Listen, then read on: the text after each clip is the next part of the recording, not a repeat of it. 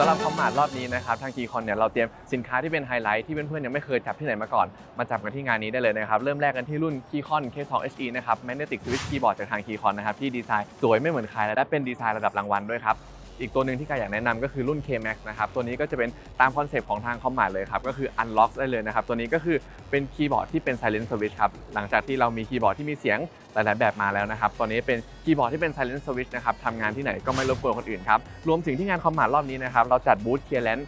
ครึ่งบูธเลยนะครับสำหรับของทาง Keycon นะครับรุ่นอื่นๆรุ่นหายากหรือว่ารุ่นที่อาจจะไม่มีจำหน่ายแล้วจะมีจำหน่ายที่โซน Clearance ของทางคอมมาร์ทปีนี้แน่นอนครับสำหรับโปรโมชั่นพิเศษในงานคอมมาร์ทรอบนี้นะครับทาง Keycon เรามีโปรโมชั่นทุกตัวแน่นอนนะครับแต่ว่าทางโปรโมชั่นจะเป็นยังไงอาจจะให้รอติดตามกันนิดนึงนะครับสำหรับใครที่มาเนี่ยไม่แพ้กับในออนไลน์หรือหน้าร้านแน่นอนครับแล้วมาเจอกันที่งานคอมมาร์ทครับ